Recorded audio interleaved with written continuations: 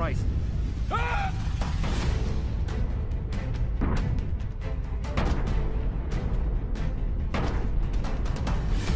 Follow, you bastard.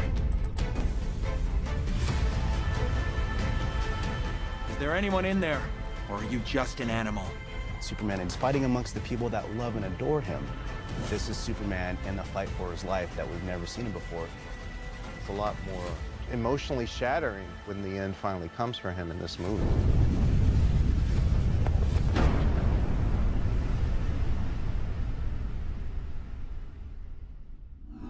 We've got 30 seconds.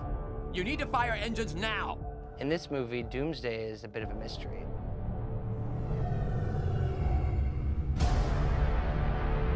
You take all of the dangerous elements of Superman, remove the conscience, put it in this vessel that can channel all that anger, rage, and power. You have Doomsday.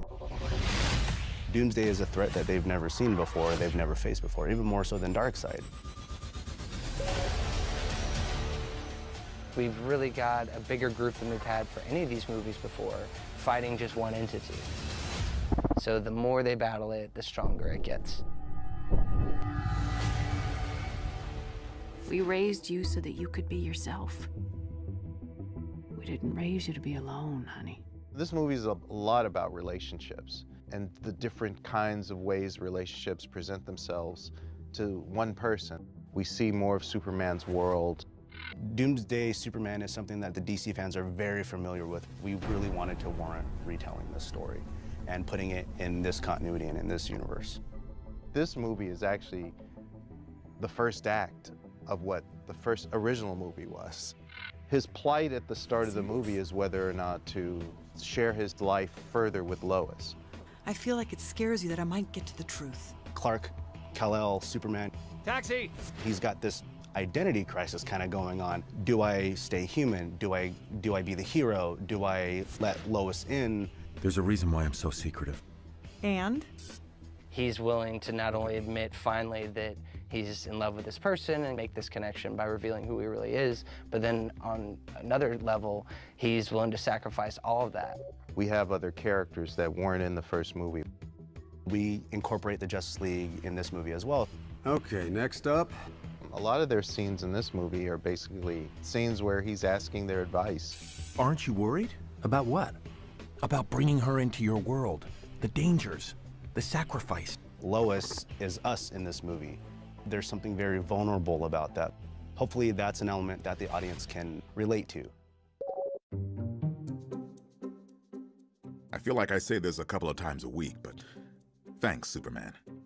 I don't know what we'd do without you. We definitely wanted to touch on the idea that Superman's existence, who he is as a person, affects everyone.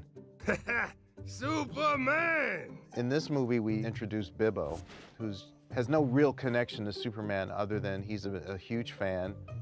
How about a picture for the joint?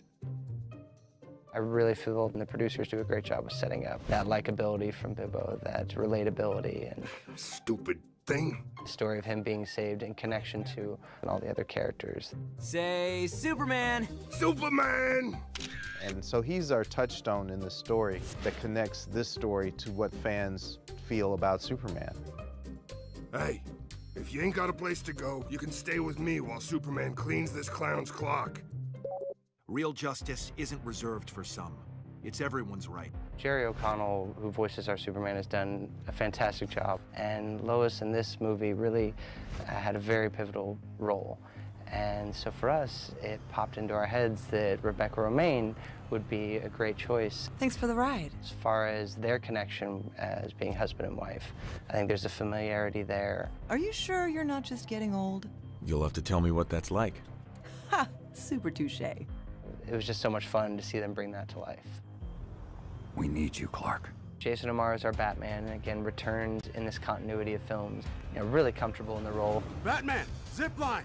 Shamar Moore has been Cyborg since Justice League War, and he comes in with such enthusiasm. Where is that monstrosity? Rosario Dawson is so much fun as our Wonder Woman. She just really brings not only the toughness, but the humor where it's needed.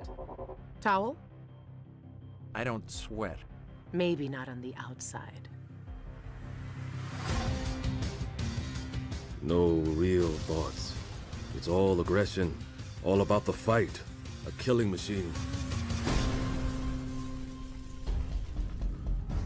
In the comic, the fight was staged it starts very wide, and we progressively get tighter and tighter and tighter, and the panels get bigger and bigger and bigger. And so we wanted to kind of replicate that feeling in the movie.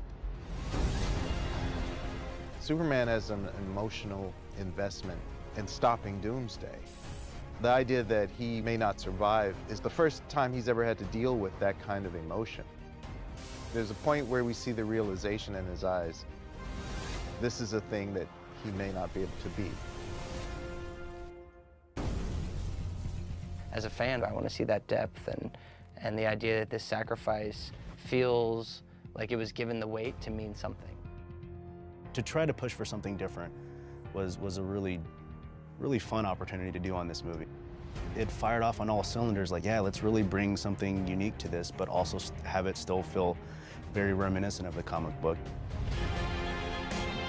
The death of Superman was something that I think comic book fans thought was unthinkable. It gave fans a chance to realize how much the character means to them. I'm blown away by seeing Superman that vulnerable. He's willing to sacrifice to save not only Lois Lane, but everyone.